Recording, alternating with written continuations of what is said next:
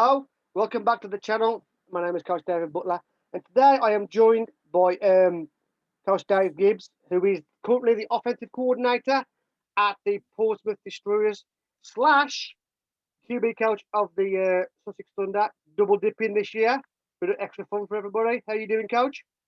Yeah, good. Thanks, Coach. Got a hall pass from the missus for the summer this year, so coaching a little bit of extra ball. So one good thing to come out of COVID.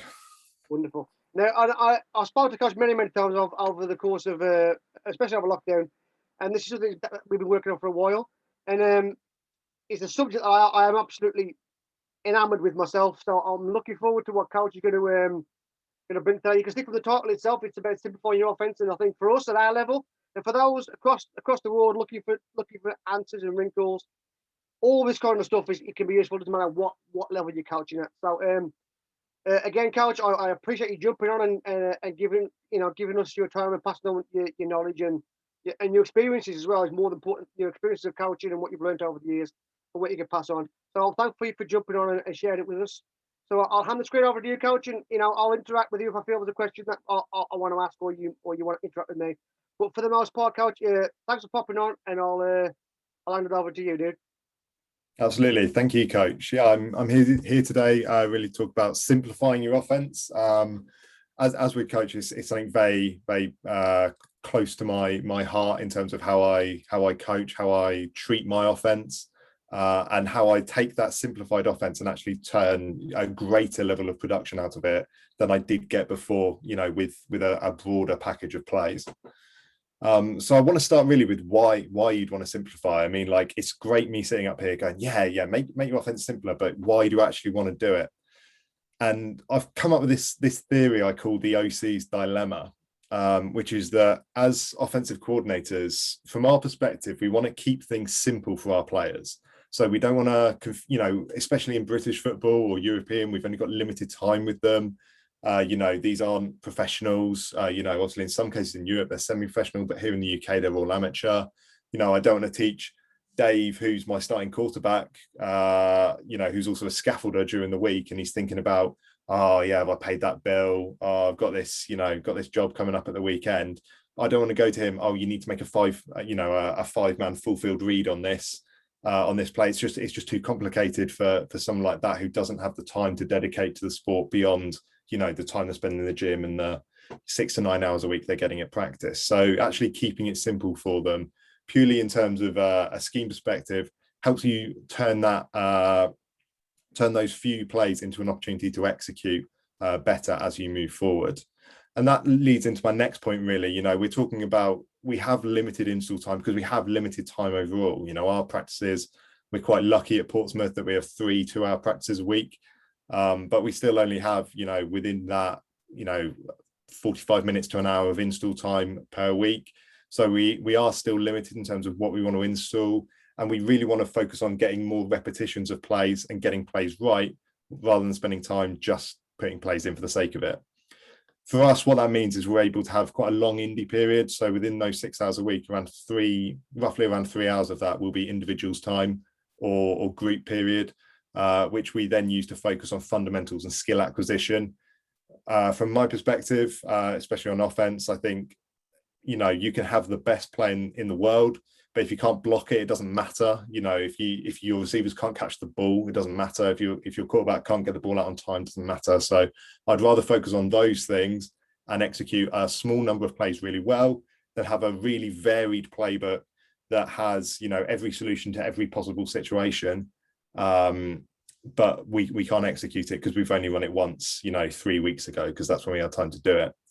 And that's, again, we want to have answers to the challenges that defenses give us. We can't just go, we're going to run 6 plays and here are our 6 plays, but they don't sort of like work together. They don't complement each other. So we want to take the plays we do have and make them work as hard as possible for us. And the last element there is we can be this simple offense. We can be this not overly for our players, certainly not, overwhelming offense, but for opposing defenses actually seem far more complicated than we are. I've sort of been fortunate to sort of see some scouting reports now from Sussex, whereas I was the coordinator at Portsmouth before, who played them 2 years ago. And I was able to see that from their scout, they believe we ran more than twice as many plays as we actually ran during the period, due to the fact that we're able to make ourselves seem far more complex and multiple than we actually were. So that at the end leads me to our dilemma is how to create an offense that is simple for us and is complex for them. So by us, I mean our offense, our players, our coaches, and for them, obviously, I'm talking opposing defenses and coordinators. So they then have to spend time thinking rather than being able to purely react, because we're able to present so many different looks, use motions, use shifts, use formations to disguise what we're actually doing. Whereas in fact, we may only be running the same small set of plays. I talked about simplifying. I want to talk about what I specifically mean by simplifying. And when I'm talking about simplifying, I'm not just talking about scheme or overall number of plays, but certainly the fewer total plays you have, the simpler your scheme is, the less there is to learn overall for your players.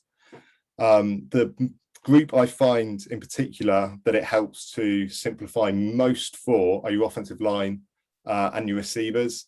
The offensive line, obviously, the less blocking schemes they have, the less different types of block they have to learn, the easier it's going to be for them to actually pick it up, execute, and block the plays you've got. If you're, presenting multiple different screens where the offensive line needs to get out and block in different ways, you're running power with a tight end or a fullback, you're running counter tray, counter Y, counter 8, however you want to do it, but you're adding more and more schemes, and you're changing small things for that offensive line group in particular. It's getting harder and harder for them to get good at a few things and really execute those well, especially when we're coming to more difficult blocks, things like reach blocks, or, things like inside zone, where the block itself is harder than, say, something like a down block. We need to allocate more time to be able to teach that, to be able to execute that consistently and effectively once we actually get onto the field. When I look at the routes per receiver, this is something I'll get into later, but you can count up the routes per receiver. There's no sort of like set scientific amount of this is too many routes for a receiver, but it might be that in certain positions you want to bring that number down, so you have a place where the athletic guy who turned up 2 weeks ago can get on the field and isn't going to leave your program, but he has a smaller route tree to run rather than the veteran guy who's been playing for 6 or 7 years and is able to run a wider route tree. You want to keep him engaged at the same time, but you also want to put him in a position to succeed, as well as put your overall scheme in a position to succeed by running that set route tree for those groups. When I talk about standardizing your progression across your scheme, what I'm talking about is, in particular, pass progressions. Our pass progression follows a fairly simple rule set, in that we go from a pre-snap read to a post-snap read to a check down. And that is essentially how all of our plays are built. So the quarterback can look at his pre-snap read, hit the back of his drop. If he likes the picture he sees, and obviously we talk through, what he should be seeing, the players that can influence the play in certain looks the defenses give us, then he throws that ball. If he doesn't, he moves on to his single defender that we're trying to isolate with our next concept. With our actual concept that we're running on the play, we're isolating that one defender. He's making a decision based off of one player and throwing the ball. If he doesn't like that, just throw the check down. And that it stays really simple, and it stays the whole way through our scheme. For us, where we run a lot of RPO now, that also follows through to our running game. So he has a pre-snap decision. He has a read defender that he influences as part of the running game, and then he has a check down option, or effectively a scramble option, if things don't quite go to plan. I also prefer to avoid plays that have any sort of additional ball handling requirements. There are good opportunities to run the double reverse or the double reverse flea flicker or some wild play that you've come up with. But realistically, if it's a play that you're only running, 3-4 times a season, you're not necessarily getting the value back out of it in terms of the time you're putting into that play, whereas you could be putting more time into your base offense that's producing more yards and more points overall. And the last one there is reusing any concepts across multiple plays. And what I mean by this is, if there are blocking concepts that you use for your receivers on screens, for example, or if there are specific ways you run routes. For example, we run a lot of option-based routes. For example, we run a fade and a hitch as a base route in almost all of our plays. And we carry that across multiple plays so that the receivers and the players executing those plays are able to get plenty of reps at those concepts, as opposed to only doing it in 1 or 2 plays and then not actually getting the reps throughout the season to execute those efficiently. I've been fortunate enough to be an offensive coordinator now for technically 5 seasons. I'm not sure if I can really count the COVID year as a 6th, where I've sat on my backside mostly for most of the season. But in my 2 stops so far, I've been an offensive coordinator. I took over at the Portsmouth Destroyers, Portsmouth Dreadnought, sorry, and straight away decreased the size of the playbook. It wasn't an overwhelmingly big playbook, but from my perspective and from my side of the play call, I wanted less plays because I didn't need the pure volume that we had before. Coming off of the back of this, we immediately went on to set club records in scoring and yardage in both a single game and a season. We then gained promotion from Division 2, averaging over 30 points per game in the playoffs. And then when we went up the year later, we simplified again a small amount. It was around a 15% decrease at that point, so taking out even more plays. And it led to an increased yardage by more than 140 yards per game. Again, because we were giving more time to skill acquisition and less time to install. And we're really able to focus on improving and upskilling our players rather than just relying on plays to get ourselves out of problems. When I came to the Destroyers, I had led a massive decrease in total plays. Previously, part of their process, if we had a problem, if we see something on defense, rather than looking at the scheme and saying, how does what we have attack this already? It was more of here's a new thing we can put in to try and solve this problem. And as a result, they had quite a bloated playbook with a lot of things that they didn't run or didn't carry through the season. So we decreased that by almost 80%, went on to set a new club scoring record for the single season.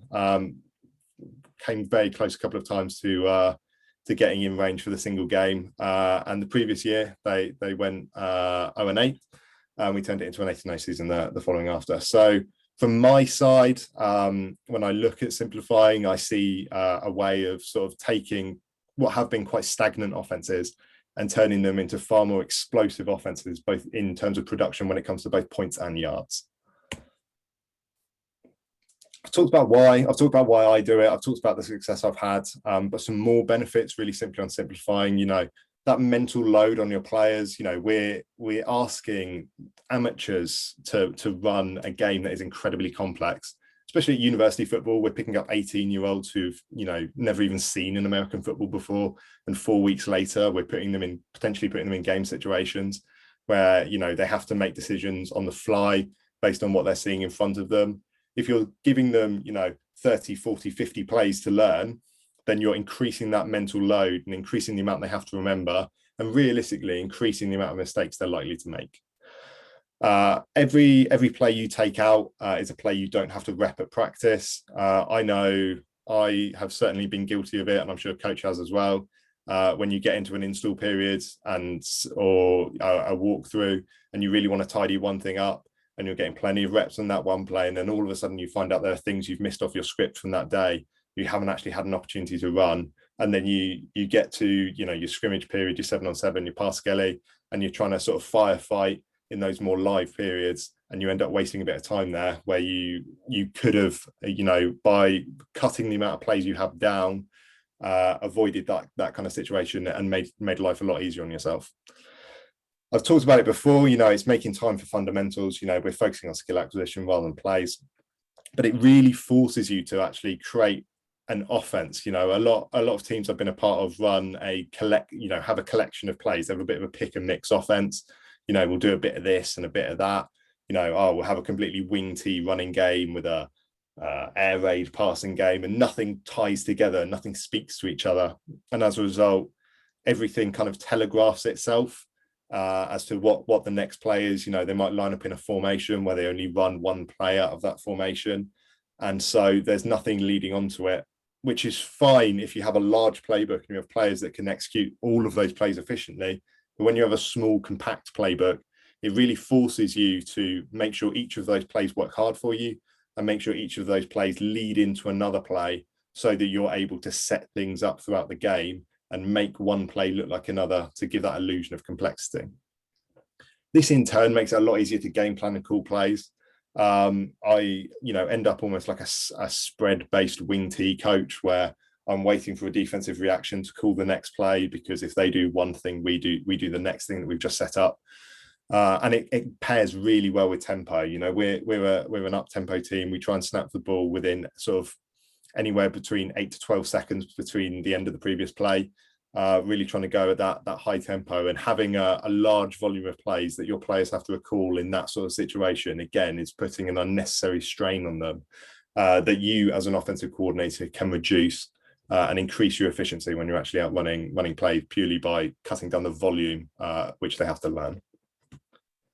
Some common challenges that you're going to find when you try and do this, and it's certainly things that I found as a coordinator, both when I have been simplifying the offenses and when I was first starting out. That big one is the hot new thing. We've all been on Twitter.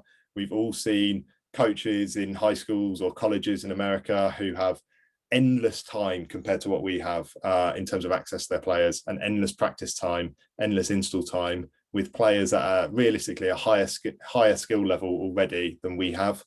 And they're running plays that look amazing and generating a ton of yards, or it's a trick play, or it's something cool, it's a double reverse, and one guy goes left and the offensive lineman scores in the corner and no one knows where the ball went. And it's fantastic, and it's great when it works, but it's a large time investment to get it to work. And it's very easy to get wrong if you're not directly within that system. That next one, I refer to it as the one you want to work. I'm sure we've all had one. It's just that play that you're just determined to get to work. Like for me, a couple of years ago, we really struggled to get Yankee to work. We just couldn't do it. Things were working right for us seemingly, but we couldn't quite actually make the most out of the play. So we kept repping it, and as a result, we were losing opportunities to rep other plays that were a bigger part of our offense, because they were the ones that were working, and therefore they were the ones we were calling more. Coaches can also be guilty of keeping in plays or a single play for very specific scenarios. I'm not so much talking about purely red zone offense or backed up offense, things like that. To some extent those are essential to have answers in those situations, but what I'm specifically talking about are plays where I've been with coaches before, and I've even put plays in my own offense before that I've gone, this only works if we're on the left hash, or this only works if we're in this specific position in the field, because a certain receiver has to come in motion, or a certain receiver has to come and get the ball at a certain time. Things like a reverse, where you need to be running it into the boundary to get the reverse player out into the open field. And having that play, you may not be in that situation where you're comfortable and ready to run that play, and as a result, you're wasting time essentially on a play that you may either rarely or never actually use in game situations. It's very easy to take a lot of plays out and go, okay, well, it's fine, I'm just going to adjust a route, or I'm just going to tag something on the end here. And that again can change things. For me, when I tag something, I'm tagging it, but I'm not changing the way that progression I talked about earlier worked. It might be that we're changing what our pre-snap route is, but it's still our pre-snap route, and it still works in the same way within the same concept as the overall play itself. It's so easy to go, if we just do this, it works, but all of a sudden you're forcing, say, your quarterback to lock in on one route, and then you're losing the opportunity to actually go and run the rest of the concept, where if that play doesn't work, he's just staring down that corner or slant you just tagged in, and he's finding himself in trouble once it comes time to actually get the ball out, because that route's been taken away. It's also very easy to just take out plays purely to reduce your overall number. Simplifying has to have a purpose. Like it says next, you have to make those plays work hard for you. tie together. You know, you're running a smaller offense, so every play has to add value. There can't be any that you're just carrying because you like it or because you think it will work. You really actually have to get value out of these plays. So if you're just removing them for the sake of it and you end up in a situation where they can't do that for you, you're just hampering yourself in the long run by almost oversimplifying and creating too much of a challenge for yourself. So I talked about why I think you should simplify. I'm going to talk a little bit now about sort of how I go about it. And it starts really with these few steps. So I'm looking at the last season, really. I'm not looking at it game by game because I don't think you get enough data to make accurate conclusions. If you look at it from a season level, you should be able to really see, or certainly a half season level at least, you should be able to see what is working, what's not working, what you are calling and what you're not calling, and start to make decisions on what plays are staying in, what plays are coming out. You also need to look at the route tree for each position. You know, it's really simple. Just create yourself an Excel spreadsheet or a Google sheet, put your plays in a column, put the receivers across the top in different rows, and just tag up the routes. Just tag up, this is the route they have. Simple formula to count up, what each route is, and all of a sudden, you'll find out that you go, okay, well, I have, say, 15 different plays, 15 different passing plays, for example, but on those 15 different passing plays, every receiver runs a different route. So while you are simplifying in terms of your number of plays, you're actually still making things very complicated on your players, and you're still adding that challenge to your players. And there's no real easy out for those players, where there's, in some cases, a position where you can bring a guy along earlier than you necessarily want to, or if a guy is not quite, mentally at the level, but athletically is able to play really well, and you want to get on the field, you then can't use that player because he mentally can't keep up with the game, or there are plays you can't call when he's in the game. So to avoid that, you can create positions which are easier, in a sense, for those newer players to fill, and then you're able to get those athletes on the field faster and use them to actually help your team. Obviously, from there, you're discarding the concepts you're not using. You're building around and emphasizing and what I call protecting your key plays and concepts. So when I talk about protecting those plays, I'm talking about building answers off of that play. So for us at Portsmouth, we run an almost exclusively gap scheme based running game. And so our pass protection, when we're running play action, we look to pull a guard. We look to pull a player in protection because it gives the same look as when we're running our run scheme. Typically we're running, shorter, some sort of crossing route, something that's going behind the linebackers. We're looking to see if we can pull them down and just drop that quick route behind them. So we're not asking that protection to hold up for a long period of time. But that's a way we sort of take our gap scheme concept and tie it into the wider offense. And we'll go into that a little bit more later on. Then from there, we're looking at using plays that work not just in one formation, but work within your wider offense. So generally, when I'm looking at a play, I'm looking at how this can work within as many different plays as formations as possible, because formations ultimately are what I call cheap install, which is shown there next. Telling a guy where to stand before a play is nice and easy. Telling him, oh, you're running a post on this and a corner on this and a comeback on this and a fade here and a dig here. It's far more complex for him to learn, rather than just, okay, here you stand here you stand here, and you go from there. So we're creating that illusion of multiplicity by doing it in what we call a cheap way, a way that does not take much install time for us, but adds a lot more layers to our offense and creates that appearance that we're far more multiple than we actually are.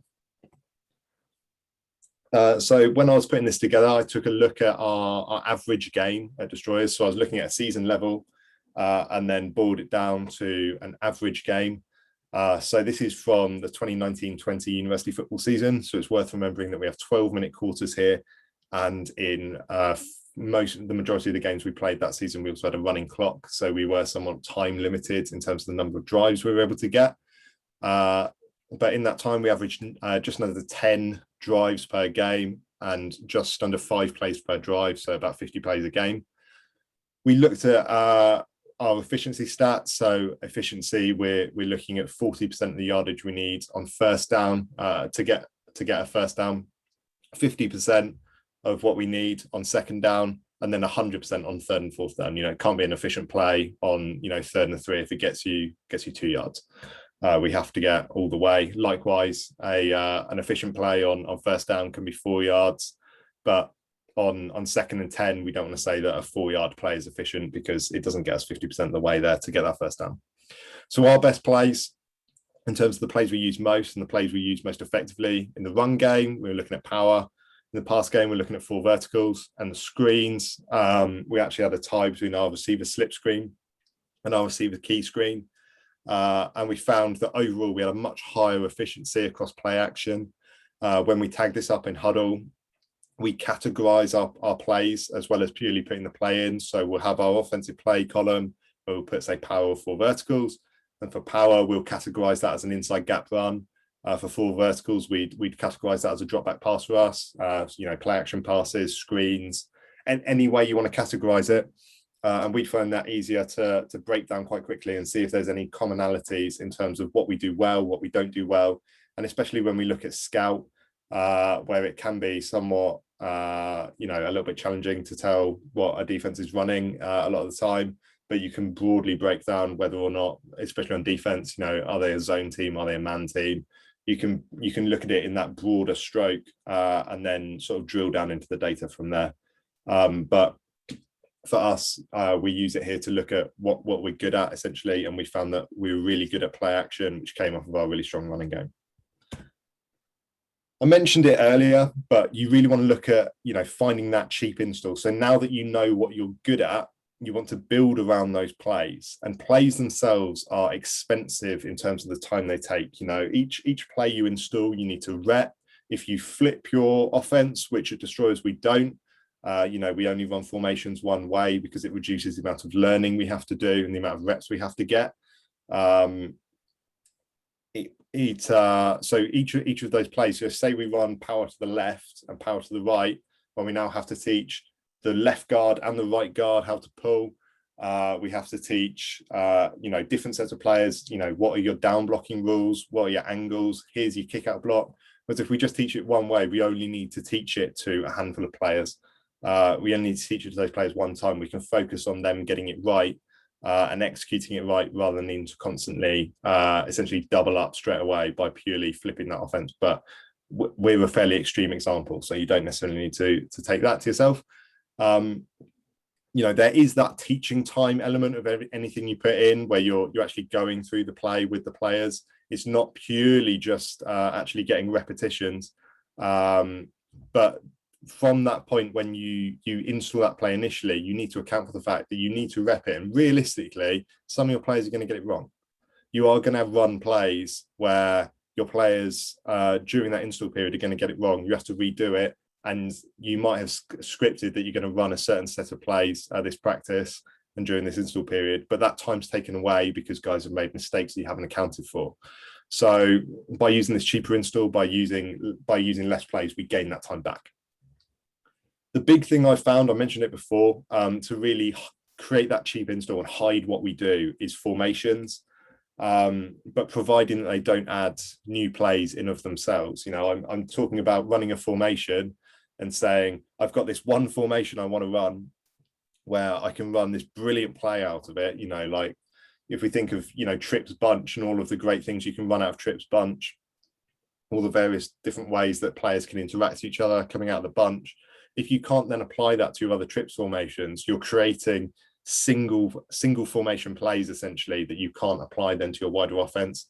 And it creates a small package of install that, again, if you find you're not using it in one particular game because the defense doesn't react to it in the way you like, you've wasted time that you could have spent on your core offense instead. I use a lot of simple motions and shifts, again, to hide what we're doing.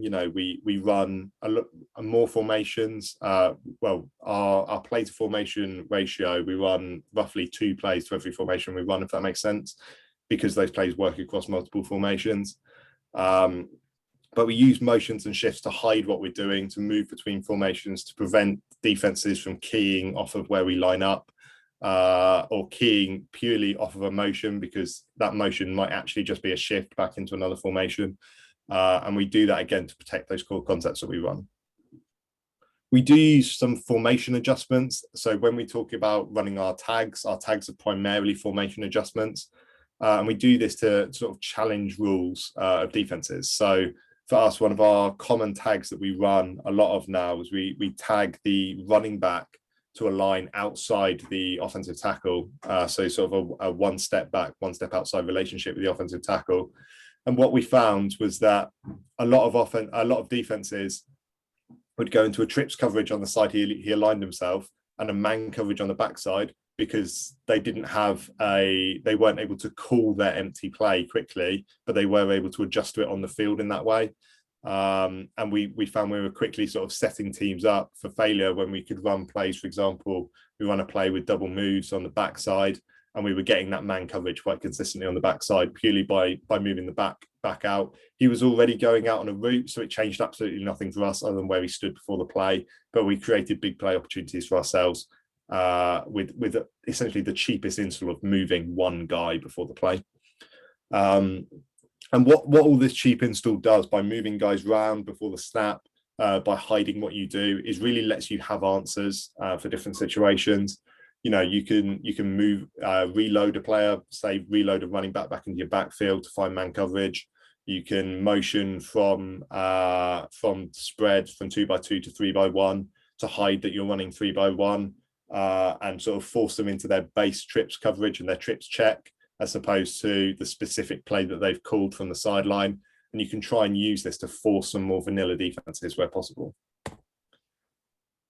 I talked about our sort of simplified progression we use, but we use a lot of rules-based, sort of what we call rules-based systems, again, to try and simplify the way our offense works. And that starts for us with standardizing a lot of things. So if we have a concept, like I said earlier, you know, we have a pre-snap read, post-snap read, and then a check down. So we standardize where those plays are going to be. So if, you know, say our X is running the pre-snap read, it'll be our, you know, most likely our, you know, our slot receiver to that side, and either our slot receiver to the other side, or our running back, who are featuring in the next part of the progression. So the quarterback always knows where his check down is. So the quarterback goes, okay, so the X is my pre-snap read, so I now know exactly where my check down is. I don't have to remember it. I can just go, he's my pre-snap.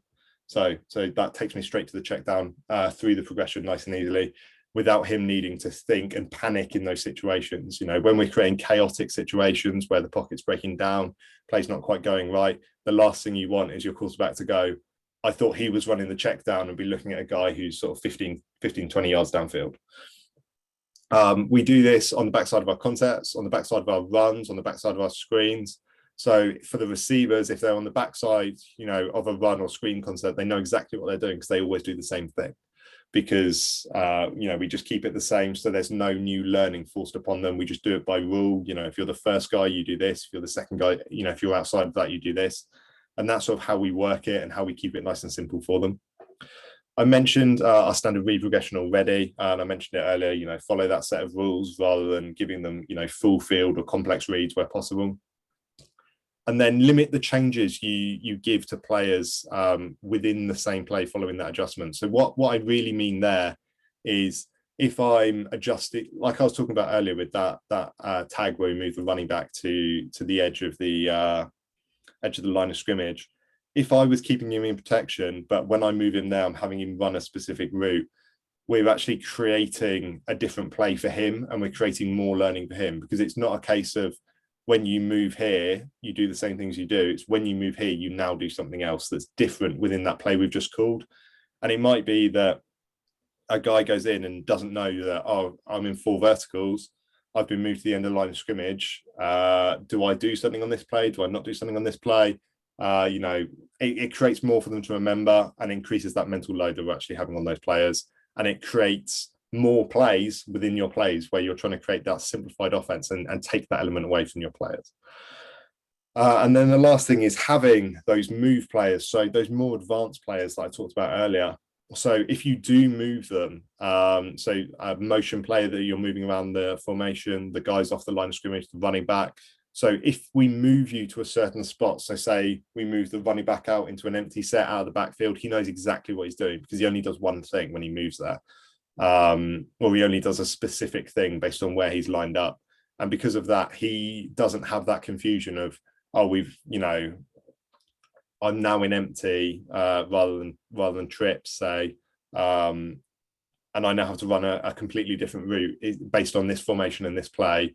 Whereas he could just go, the way we treat it is, okay, so you're in empty, you're only running one of these two routes, and you only run one of them in a very specific scenario, in a set scenario, essentially, that's very rules based, so that he knows exactly what he's doing and isn't confused, when he is being used as that move player for us. I've mentioned it already briefly, but when I talk about layering your concepts, what I really mean is sort of tying more than one play together. So a classic one, and the one we use most often, we run a lot of jet. Well, we show that we run a lot of jet sweep. We run a lot of jet motion to hide that we're running plays that are not jet sweep. I will run maybe 3 to 4 jet sweeps a game, but I will use maybe 15 to 20 jet motions a game. And we use our jet motion with most commonly things like our counter tray. We run vertical play action passes off of it.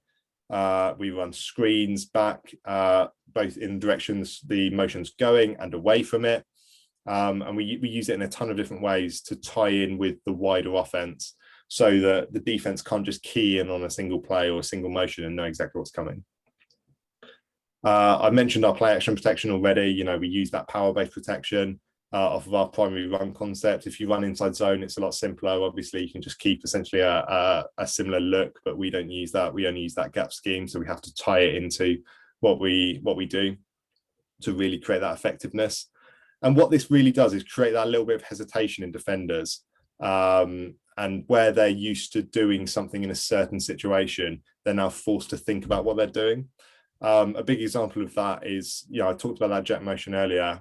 When I was at Dreadnoughts in 2019, our jet motion player was a bigger guy, he's now a competitive bodybuilder. And we would run a short motion that looked like our jet motion, where he would crack down on the end man on the line of scrimmage. And every now and again, so we'd show that jet motion, he'd crack down, and we'd run the ball and bounce it outside intentionally around that player, because we just suddenly created that edge for ourselves, and we'd won that edge. But what that does for that defender now is anytime he sees that jet motion, he doesn't want to get cracked again. So he's now looking outside at the jet motion and following it through. So if we run, like I said, like a jet with a counter tray, he's now not able to quickly react and log that pulling guard. And we're able to kick him out nice and easily and run that ball effectively, purely by tying those few things together and creating the next element essentially off of our base concepts. What this then lets you do is see what the defense is doing, seeing how they're treating certain things you do, and call essentially the next play in the sequence. You're setting things up rather than just having plays that work in isolation, so that the moment they move to take something away, or their players are reacting well based on something you do, it might be their linebackers very aggressive against the runs, so you're able to hit them with those quick passes in play action. Or it might be that they blitz their backside linebacker, say, when you run a jet motion, so that for us, when we run those counter trays, we run that backside screen, we can't run it. So we have a play that attacks that area of that vacated space, and you're tying those things together so you can create those automatic responses almost, and it makes that play calling so much easier, so you're not just staring at your call sheet trying to work out what's coming next. So in conclusion, I talk about simplifying because I really think it does make it easier on your players. This is an amateur league here in Britain. We don't have tons of time and guys with a ton of experience in a lot of cases, so it makes it easier for them to pick up, especially in university football, where guys may have at the top end, 5-6 years of football experience. It gives you that time to focus on skill acquisition, on fundamentals, and get those reps in of those plays, get them correct, get them working, make sure everything is running properly. The way I do this is using that data. If you're not tagging up your huddle film, you're using huddle wrong at the end of the day. Those boxes at the bottom aren't just there to look pretty. Fill them out. If you've got access to the new beta features that are coming out from Huddle, then use them. It's a really great data visualization tool, and it makes it a lot faster and a lot easier to go through this process.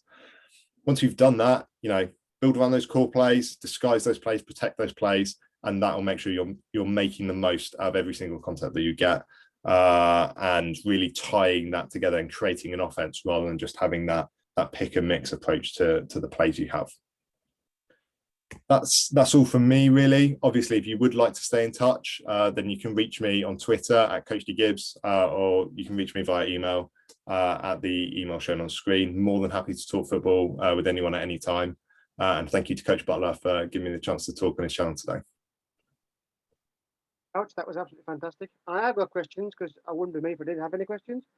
The biggest one for me, and what I always say, is through your own experience of you've been doing, as you say, 6 years now. I include the COVID years because you're still learning, right? So you've been doing it for 6 years. What do you reckon is in your opinion, is a good quota for how many players you should have in your playbook? If you're simplified, how many players do you think is a good or a manageable amount to have?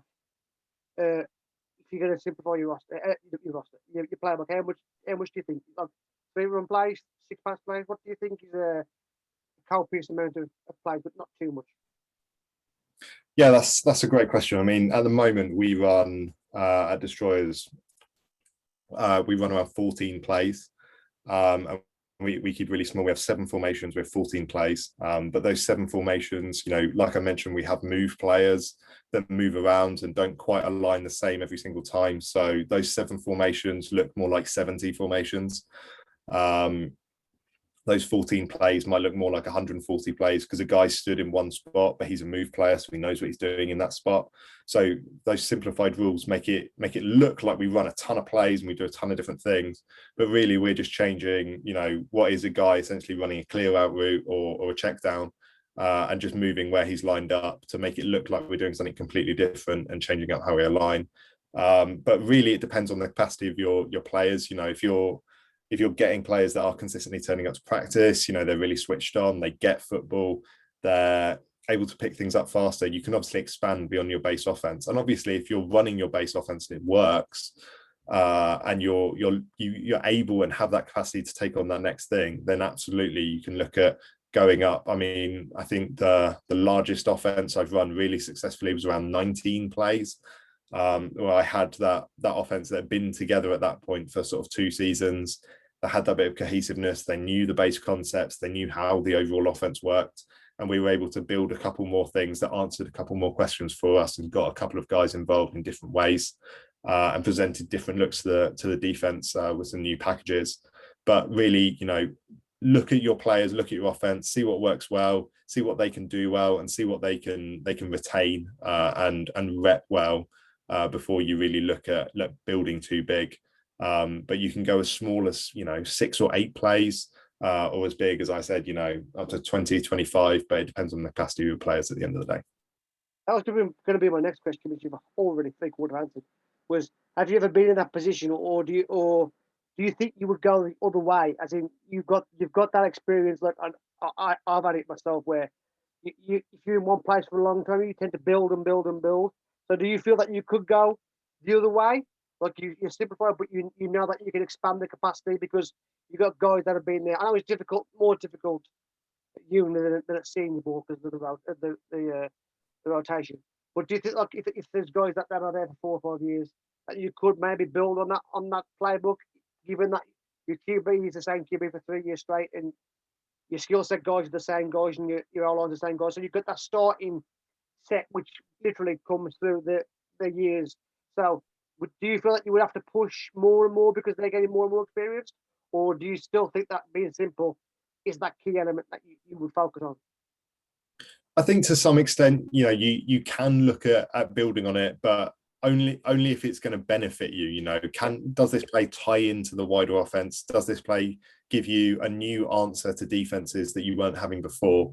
If you're at that point where the offense, knows those base plays, it's almost more of a job of selling them that, we're running these plays because we know they work and we want to be good at them, and we want to get these reps and get good at them so that we're able to run them better, as opposed to let's just run something new to sort of keep it fun. But we have used small little tags that change one thing for one guy but don't change the overall play.